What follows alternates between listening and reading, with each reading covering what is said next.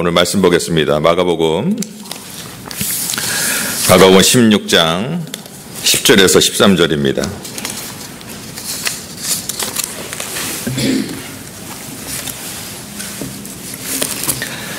마가복음 16장 10절에서 13절.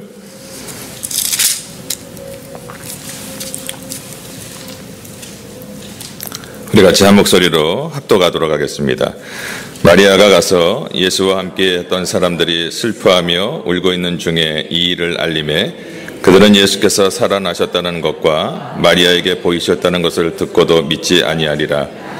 그 후에 그들 중 두 사람이 걸어서 시골로 갈 때 예수께서 다른 모양으로 그들에게 나타나시니 두 사람이 가서 남은 제자들에게 알리었으되 역시 믿지 아니하니라. 아멘. 할렐루야. 오늘은 보이십니까? 라는 제목으로 말씀을 증거합니다. 우리 옆에 있는 분들하고 한번 인사하겠습니다. 해피 이스터. 예수님 부활하셨습니다. 여러분, 우리가 이렇게 기뻐할 수 있는 것은 오늘의 이 성찬식이 있었기 때문에 우리가 부활에 참여할 수가 있는 것입니다. 예수님께서 십자가에서 피 흘려주시고 몸과 살을 찢겨 우리에게 생명을 주셨기 때문에 이것이 있다라는 걸 생각하시고, 단지 우리가 할렐루야 오늘 부활입니다 이렇게만 외치는 거, 부활을 믿기 위해서 우리 예수님이 이런 아픔과 고난 역경이 있었구나라는 것을 기념하시기 바랍니다. 아멘. 아마 이 이야기는 여러분들이 많이 들었을 거예요. 근데 한 번 더 드리겠습니다. 어느 교회에 김집사란 분이 계셨는데 그분이 취미가 등산이었어요. 그래서 시간을 내서 등산을 가려고 그러는데 도무지 직장을 다니니까 할 수가 없는 거예요. 주일 외에는 할 수가 없는 거예요. 큰 마음을 먹고 주일날 등산을 가기로 했습니다. 날이 너무 좋아서 등산을 탁 하러 올라갔는데 등산에 빠져갖고 돌아다니다 보니까 해가 지는 거를 몰랐어요. 뉘엿 해가 지는데 큰일 난 거예요. 어두워지면 어떻게 돼요? 산에서 내려오는 게 쉽지가 않아요. 그래갖고 그냥 부랴 그냥 내려오는데 그냥 발을 헛디뎌갖고 너무 이렇게 어두워갖고 그냥 절벽으로 후두둑 떨어지고 말았습니다. 절벽으로 떨어지고 나는데 한참을 내려가는데 뭔가를 하나 잡았어요. 꽉 잡았어요. 나뭇가지를 하나 잡고 간신히 살았어요. 주여 살려주시옵소서. 저를 살려줄 걸 믿습니다. 그랬더니 하늘에서 음성이 들려오는 거예요. 너가 정말 내가 살려줄 걸 믿느냐? 믿습니다. 그랬더니 단언어조로 그러면 그 손을 놓도록 하여라. 그러니까는 가만히 김 집사가 생각하다가 왜 다른 사람 없어요? 그러다가 힘이 빠져갖고 손을 탁 놨는데 그게 거의 다 떨어져서 1m밖에 안 남은 거예요. 손을 딱 놓으니까 그냥 퉁 떨어진 거예요. 여러분, 이게 김 집사의 모습을 뭐라고 얘기하는지 아십니까? 신앙이네 불신앙이다. 믿지 않는 거예요. 하나님을 믿습니다. 긍휼하신 하나님을 믿습니다. 부활하신 하나님을 믿습니다. 약속하신 하나님을 믿습니다. 그리고 세상이 흔들고 풍파가 있더라도 나는 주님을 전혀 떠나지 않겠습니다. 내게 능력 주시는 자 안에서 주님 안에서 내가 모든 것을 할 수 있습니다라고 고백을 합니다. 그러다가 벽에 있는 액자만 하나 떨어져도요, 아이고 어머니라고 뭔가 집안에 뭔 일이 악재가 있으려나? 그 집 앞에 어떤 모르는 사람이 왔다 갔다 하면 저 사람이 혹시 도선생이 아닌가? 밤새 걱정과 염려하면서 잠을 못 자요. 또 어떤 학생들은 기말 시험 한번 망쳤다고 나는 안 되나 봐. 내 머리로 무슨 대학을 가. 절망하고 조금 사업이 어려우면은 다 때려치고 그냥 한국으로 돌아가지 이렇게 얘기하시는 분들. 남편 사업에 부도를 맞고 잘 나가던 직장에서 퇴출당하고 자녀가 말썽을 일으키기 시작하면 찬양과 감사는 그 입술에서 온데간데 없이 사라지고 원망과 불평하는 모습이 바로 신앙인의 불신앙의 모습이 아닌가 생각을 해봅니다. 저와 여러분 예수 믿습니다. 예수님은 그리스도시요 살아계신 하나님의 아들인 것을 믿습니다. 그런데 결정적인 순간이 우리에게 닥쳐오면은 주님을 찾기보다는 세상적인 방법을 찾는 모습이 바로 신앙인의 불신앙의 모습이 아닌가 생각을 해봅니다.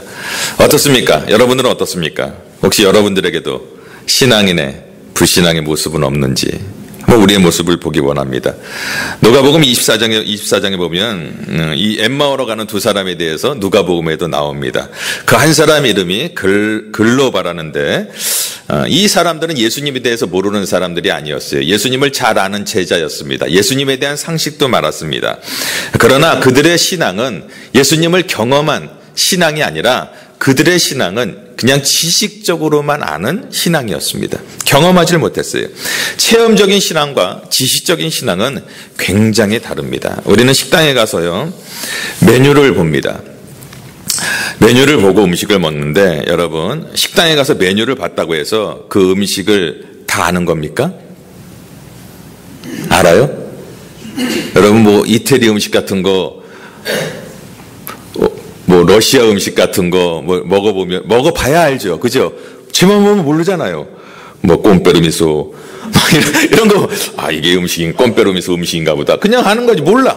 음식을 먹어봐야 돼. 예, 이렇듯이 내가 마찬가지 원리로 예수님에 대해서 들을 수도 있고, 예수님에 대해서 배울 수도 있고, 예수님에 대해서 지식을 습득할 수도 있어요. 성경을 다 할 수도 있어요.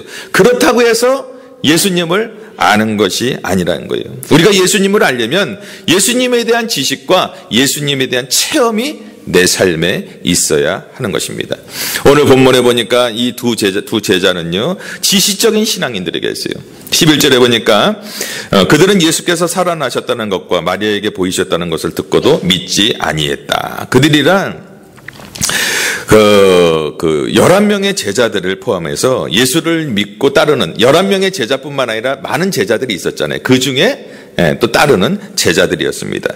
그들은 막달라 마리아가 십자가에서 달려 부활하셨다는 그 예수님의 그 얘기를 듣고도 전혀 기뻐하지 않았어요. 막달라 마리아가 가서 예수님이 살아나셨어요. 죽음에서 살아나셨어요. 무덤에서 부활하셨어요. 이렇게 얘기했는데도 듣지를 않았어요. 그는 믿지도 않고 오히려 십자가에서 돌아가신 예수님을 생각하면서 슬퍼하고 절망하였습니다. 이번에 마시브레 때 제가 아이들과 함께 또 이웃집 아이들과 함께 데리고서 제가 이렇게 호수가 싱크 호수를 좀 가려고 그랬어요. 여러분 잘 아시죠?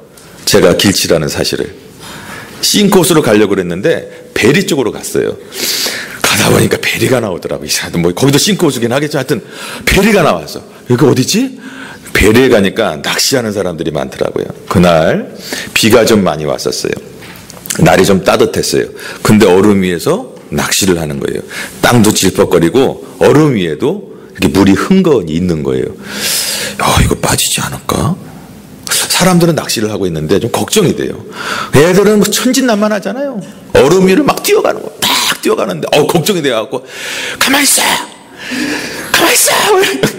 어떻게 할 수는 없고, 애들이 한 4명, 5명인가 갔으니까 잡을 수도 없고, 가만히 있어. 그러는데 갑자기 뭐가 옆에서 탱크가 지나가는 거예요. 여러분 그 얼음 위에서 타는 거 아세요? 스쿠터 같은 거? 그게 뭐라고 그래요, 목사님? 스노우보드. 하여튼 탱크 같아요. 조그만 탱크. 그걸 타면서 막 웃으면서 사람들이 가는 거예요. 난 이 얼음이 꺼질까봐 두려워서 다리를 덜덜덜 떨면서 가만히 있어 그랬는데, 그 사람들은 아주 재미있게 타는 모습을 보면서 얼마나 부끄러웠는지.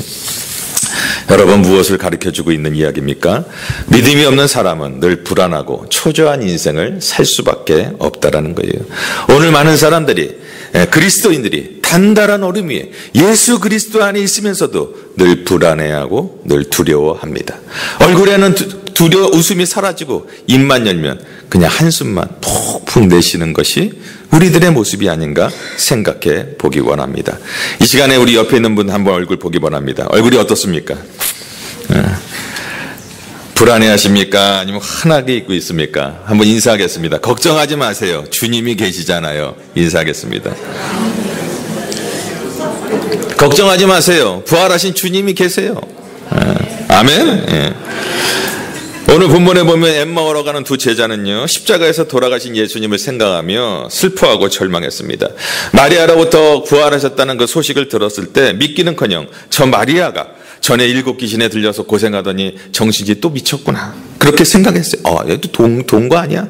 야, 이거 이러면, 우리도 이러면 안 되는데. 그러면서 더 이상 예루살렘에 머물 수가 없었어요. 왜요? 예루살렘에 있다가 내가 예수 믿는 제자였기 때문에 다시 로마 군인들에게 끌려가서 우리도 또 어떤 처형에 당할지도 모르고 또 바리새인과 서기관 장로들에게 찍혀서 굉장히 고문을 당할 수도 있어요. 그래서 그들은 지금 예루살렘에서 엠마오로 길을 가고 있었습니다. 그럴 때 바로 예수님께서 그들에게 나타나셨어요.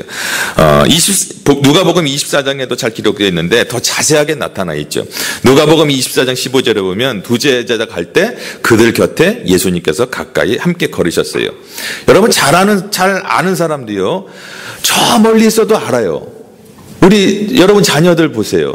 저 멀리 있어도 알지 않아요? 우리 성도님들 저는 보면 알아요. 누구 걸음걸이인지 뭐 하시는지 다 알아요. 저 멀리서 보면 다 알아요. 근데 성경에 보니까 예수님과 같이 부활하신 예수님이 같이 걷고 있는데도 그들은 예수님을 몰랐다라고 말합니다. 하긴 우리가 너무나 슬픔에 잠겨 있을 때 누가 위로해도 위로가 되지 않을 때가 있어요. 깊은 절망 속에 있을 때 누구가 왔다 갔는지도 모를 때가 있습니다. 두 제자가 바로 그러한 상태였어요. 그들은 눈만 가려진 것이 아니라 귀도 가려졌습니다. 여러분 눈만 가려졌다면 괜찮은데 귀로는 예수님의 음성을 들을 수 있지 않겠어요? 귀로는 알 수 있잖아요. 만약 여러분이 주님이라면 어떤 생각이 들겠어요? 나도 몰라보냐? 나도 몰라봐? 야단치고 싶은 생각이 들지 않겠어요? 여러분 살다 보면 오래된 친구를 만날 때가 있어요. 한 20년 된 친구, 20년 전에 만난 친구들 만나면 어때요? 얼굴은 좀 알겠는데 이름이 약간 그래 야 오랜만이다 야 이름이 잘 생각 안 날 때가 있어요. 근데 그 친구는 내 이름을 알아. 야 정호야 오랜만. 그래 그 오랜만이다 야. 그러면 좀 어때요? 섭섭한 모습이 그 친구에 보입니다. 여러분 한번 질문하겠습니다. 3년 동안 함께 생활했던 사람을 20년이 아니라 3일 만에 다시 만났습니다. 그런데 그 사람이 여러분을 못 알아본다면 여러분은 어떤 생각이 들겠습니까? 3년 동안을 같이 다녔어요. 3일 헤어졌어.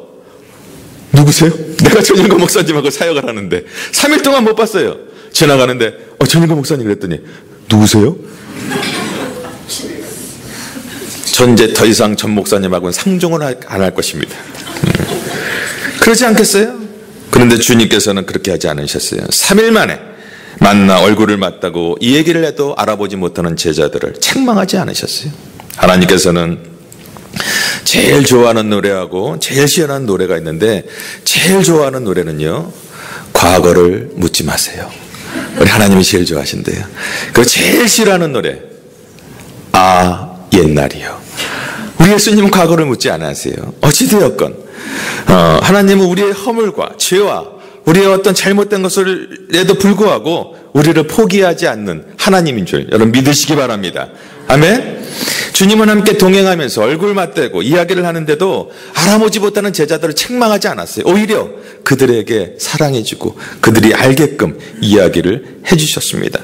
누가복음 24장에는 미련하고 선지자들이 말한 것을 마음에 더디 믿는 자들이요 라고 말씀하신 건데 이것은 책망하는 것이 아니라 안타까운 거예요. 그래서 그 선지자들이 얘기한 것을 풀어서 예수님이 부활하실 거라는 걸 풀어서 말씀해 주셨습니다.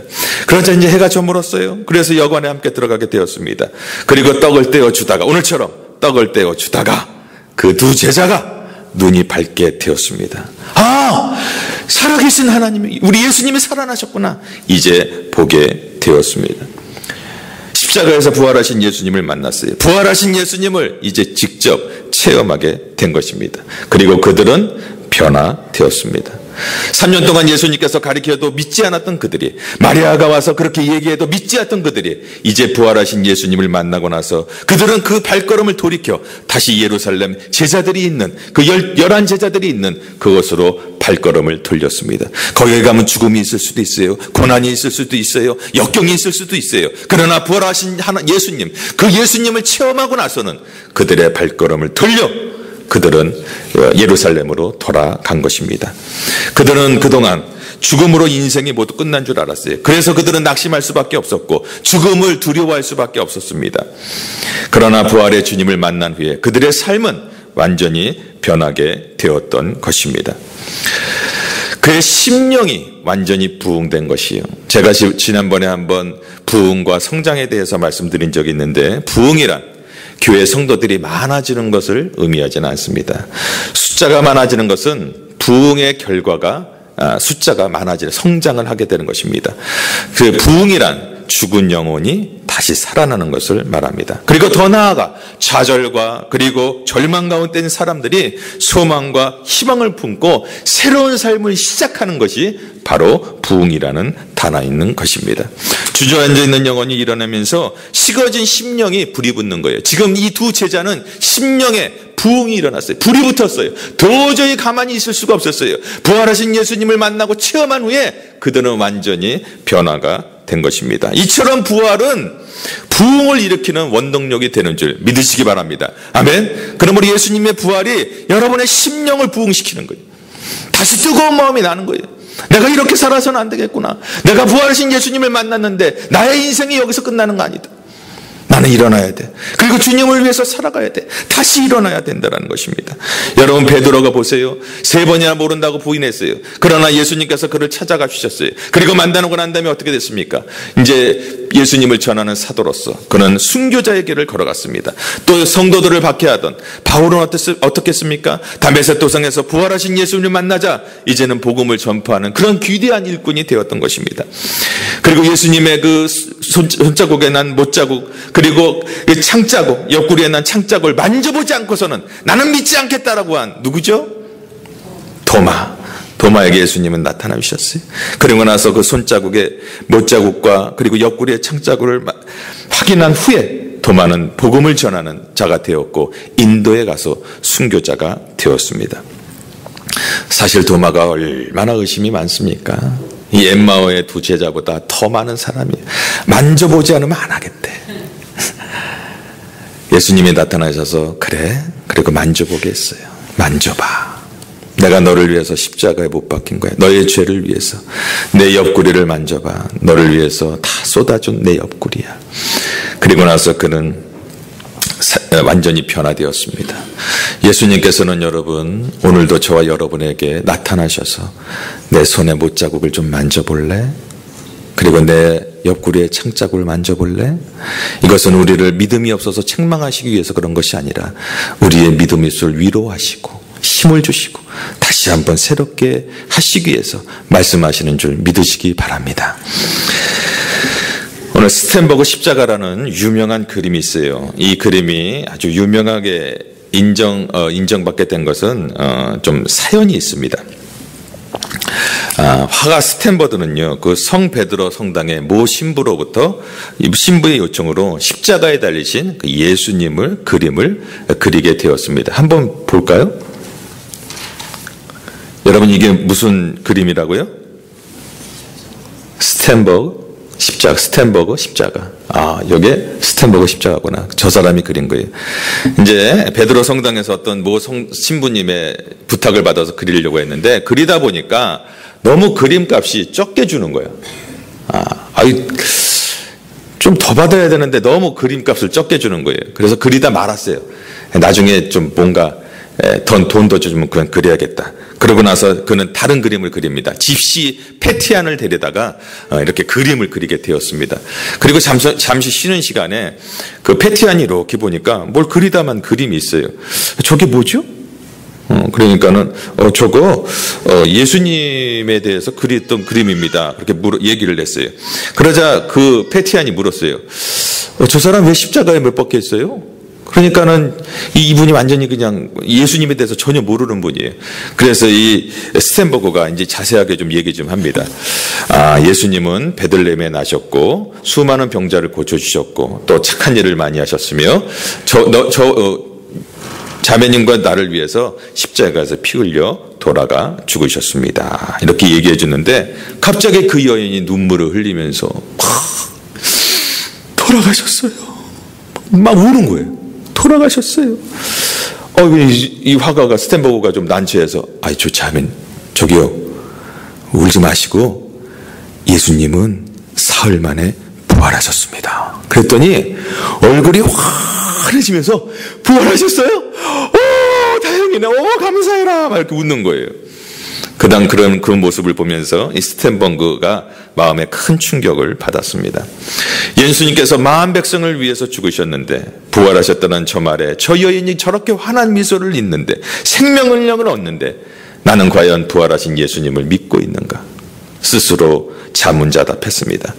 그리고 자기를 위해서 십자가에 달리신 예수님을 그리다가 돈이 적다고 불평한 그 그림을 다시 가져다가 그리면서 자신을 반성했습니다. 그림을 그리면서 그는 정말 부활하신 소망 되신 예수 그리스도를 다시 만났다고 합니다. 그래서 그 사람이 그린 그림이 많은 사람에게 영감을 주는 그런 그림으로 기독교 사회에 전해지고 있습니다. 여러분 어떻습니까? 여러분 부활하신 예수님 정말 믿습니까? 정말 믿습니까? 말씀을 맺겠습니다. 제가 어저께 새벽에 드린 말씀인데요. 좀 다시 한번 전해드릴까 합니다. 제가 예수님 시대 유대인들은요, 살아생전에 자기 무덤을 구입한다고 합니다. 우리랑 비슷한 것 같아요. 여러분들도 무덤 다 갖고 계시죠? 자리 없으세요? 예? 자리 하나씩 마련하셔야 되는데 자리 없으세요? 다 하나씩 자리 잡고 있으시잖아요. 우리하고 별반 다를 건 없습니다. 가난한 사람들의 무덤은 작았고요. 부자들의 무덤은 컸습니다. 사람이 서서 들어갈 수 있었어요. 그 당시의 무덤은요, 무슨 지금 시대 분봉처럼 이렇게 떼를 이렇게 분봉을 하는 것이 아니라 어떤 무덤? 굴을 파서 굴을 파서 들어가는, 거기에다 안치하는 게 그 당시의 무덤이었습니다. 무덤이란 여러분 마지막으로 보편적으로 인간이 들어가는 마지막 장소라고 생각하기 때문에 무덤을 생각하면 두렵고 떨립니다. 해남에 있는 그 한 교회에서는요, 부활절이 되면 꼭 그 본당 안에다가 그 관을 갖다가 놓는다고 합니다. 그리고 부활 예시 끝난 다음에 한 사람씩 꼭 들어가서 다시 나오면서 나는 부활했다! 이렇게 소리를 치고 나온다고 합니다. 우리도 한번 해봤으면 좋겠어요. 그죠? 나는 부활했다! 근데 보통 사람들이 관에 들어가면 편안하다라고 생각하는 사람도 있지만 두렵습니다라고 말하는 분들이 대부분이었다고 합니다. 관 속에 들어가면요, 마지막이라는 생각을 갖기 때문에 두려운 마음이 드는 것입니다. 여러분, 우리가 잘 아는 아리마대 사람 요셉, 그 사람은 공회원이었고 국회의원이었어요. 지금으로 말하면 굉장히 부자였습니다. 그가 예수님께서 십자가에 못 박아 돌아가셨을 때 그가 가서 그 자기의 직위를 박탈할 수 있고 또 자기의 재물을 다 빼앗길 수도 있는 상황에서 예수님의 시신을 가져다가 자기의 무덤에 장사를 한 사람이 바로 누구요? 아리마대 사람 요셉입니다. 이렇게 이 본문을 이렇게 듣던 어떤 집사님이 이런 얘기를 했다고 하죠. 나도 크리스찬인데 나는 직장에서도 크리스찬인 것을 밝히기가 어려운데, 왜냐하면 이 진급을 해야 되잖아요. 내가 크리스찬이고 막 이러면 술도 못 마시고 같이 놀아도 못 놀아주잖아요. 눈이 가재미 눈이 돼갖고 이렇게 눈치 보면서 내가 크리스찬이요! 라고 말도 못하면서 이렇게 살아가는데, 어떻게 자기의 목숨을 내놓고 어떻게 자기의 재물들을 다 내놓고 그는 이렇게 시신을 달라고 했을까? 그런 고백을 또 회개를 했다고 합니다. 자, 이 요셉도 죽으면 마지막이라는 생각을 가지고 있었을 거예요. 그래서 자기의 마지막을 손수 무덤을 준비했을 것입니다. 그런데 예수님께 이 무덤을 내어드렸다 하면 무엇을 의미합니까? 요셉이 부활신앙이 좀 있었다는 거예요. 우리 희미하지만 그에게 예수님의 부활신앙이 있었기 때문에 자기의 무덤을 내어드리지 않았나, 그런 생각을 해봅니다. 단순히 예수님의 죽음에 동정해서 자기의 무덤을 내어놓은 건 아니에요. 단순히 예수님의 십자가에 어떤 그 못 박혀서서 불쌍해서 예수님을 장사한 것은 아니라는 것입니다. 여러분, 무덤은 인간이 이 땅에 있는 동안에 마지막까지 애착을 갖는 소유물 가운데 하나입니다. 그런데 그 요셉은 이제 무덤이 필요 없다라는 것을 선언하고 있어요. 죽음이 끝이 아니라 무덤이 끝이 아니라는 것을 그는 선언하고 있는 것입니다. 사랑하는 성도 여러분, 우리들이 부활을 믿는다고 하면서도 아직도 무덤을 소유하고 살아가는 신앙의 어떤 차원에서 살고 있지 않은가 한번 생각해 보기 원합니다. 인간의 끝은 죽음이라는 생각 때문에 아직도 무덤의 애착을 가지고 살아가지는 않습니까? 그 무덤을, 그 애착을 가져서 그 무덤을 치장하기 위해서 그 무덤에 시간을 들이고 자기의 생각을 들이고 마음을 들이고 그 무덤에 물질을 들이고 그 무덤을 향해서 달려나가고 있지는 않은가 한번 생각해 보기 원합니다. 여러분 잘 아셔야 되는데 우리의 인생의 끝은 무덤이 아니라는 거예요. 우리의 인생의 끝은 무덤이 아니라 주님과 영생하는 삶을 사는 것인 것을 여러분 믿으시기 바랍니다. 때문에 우리는 영생하지 못하도록 나의 앞길을 막고 있는 무덤들을 하나님 앞에 드려야 돼요. 여러분 무엇이 저와 여러분의 부활의 그 믿음을 막고 있습니까? 죽은 사람은 절대로 살아날 수 없지, 웃기는 소리야 라는 어떤 과학적인 확신에 차 있어서 여러분 부활을 믿지 않습니까? 죽음이면 끝이다라는 어떤 자기의 신념 때문에 부활과 영생으로 가는 길을 가로막고 있습니까? 주님께서는 죽었다가 다시 살아나셔서 천일매가 되어주셨다. 그러므로 우리도 이제 부활에 참여할 것을 믿으시기 바랍니다. 여러분 이 세상에 영원한 것이 있습니까? 아무것도 없습니다. 여러분 우리가 죽을 때 아무리 내가 많은 것을 가졌다고 해도, 아무리 많은 명예와 아무리 많은 물질과 아무리 많은 것을 가졌다고 해도 나는 가져갈 수가 없어요. 정말 내가 주님을 믿고 부활하신 주님을 믿는다면 이제 내 삶은 바뀔 것입니다. 왜요? 그 부활하신 그 천국에서 나는 영원히 주님과 살고 내가 이 땅에서 주님을 위해서 하나님 나라를 위해서 헌신하고 드린 모든 것들이 저 나라에서 큰 상급으로 30배, 60배, 100배의 상급으로 우리를 기다리고 있기 때문인 것입니다. 아멘. 오늘 과감하게 무덤에 머무는 신앙을 주님께 내어드리고 주님으로부터 부활 신앙을 얻은 요셉, 여러분이 가지고 있는 것을, 이 무덤을 주님께 내어드리기 바랍니다. 주님, 내가 가지고 있는 무덤을 내어드립니다. 그러므로 부활의 신앙을 가지시고 내 무덤을 내어드림으로 영생의 신앙을 갖는 그런 저와 여러분이 되길 바랍니다. 여러분 기독교는 부활의 기독교입니다. 부활 신앙이 없는 기독교인은요 교인일 수는 있어요. 여러분 중에 교회는 나와요. 교인일 수는 있습니다. 그러나 하나님의 자녀는 못 됩니다. 부활 신앙이 없는 사람은 교인일 수는 있어요. 그러나 하나님의 자녀는 아닙니다. 우리 예수님은 스스로를 부활이라 말씀하셨고 제자들은 자기들을 부활의 증인이다 라고 복음을 전했습니다. 왜요? 부활하신 예수님을 만났기 때문에 그들은 이제 모든 것을 버리고 주님을 위해 달려갈 수가 있었던 것입니다.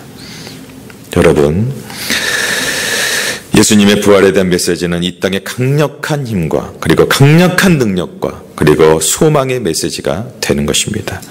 예수님의 부활을 모르는 자들에게 오늘 이 시간 여러분들 부활한 주님을 만났다면, 체험하셨다면 이 부활의 주님, 나아가 내가 만난 주님을 증거하는 저와 여러분의 삶이 되기를 주님의 이름으로 축원합니다.